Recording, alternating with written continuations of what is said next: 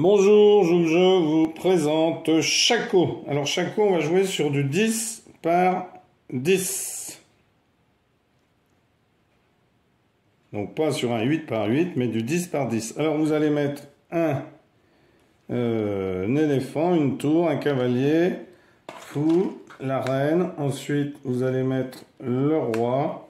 Puis vous allez mettre un fou, le cavalier, la tour et l'autre éléphant. Et vous allez mettre devant, bien entendu, une rangée de pions. Alors vous installez de l'autre côté en miroir les pièces bleues. Donc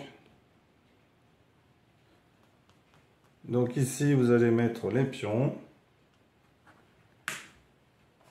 La rangée des pions. Donc ici vous allez mettre derrière l'éléphant. Puis vous mettrez ici la tour. Ici vous allez mettre le cavalier, le fou, la reine, le roi, le fou, le cavalier, la tour et le deuxième éléphant. Deuxième éléphant qui se cache. Et vous continuez à mettre les pions comme ceci.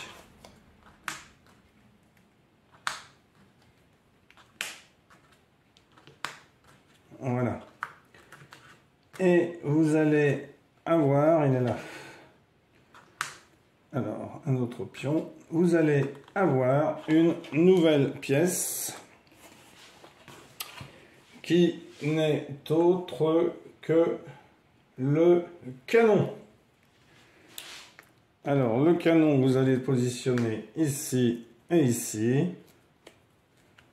Donc, c'est pour ça qu'on est sur du 10 par 10. Voilà. Donc, c'est pas facile de trouver des informations sur l'origine de cette variante, dont les règles auraient été formalisées en 1990.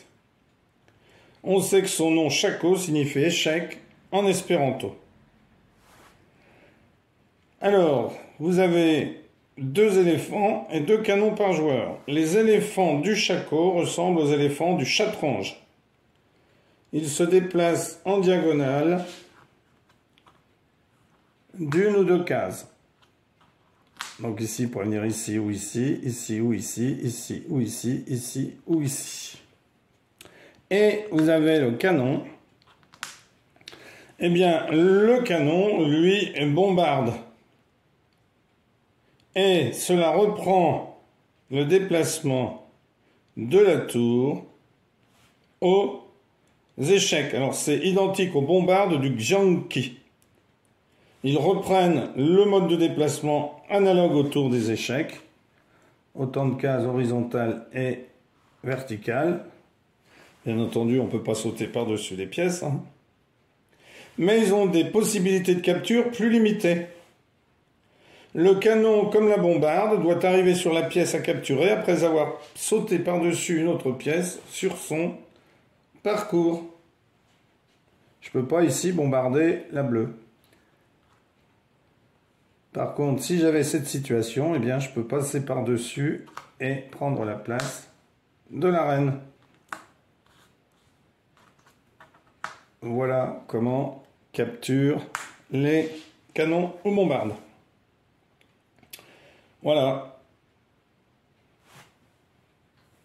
Ben écoutez, essayez. Et peut-être que vous allez l'adopter. Merci, au revoir.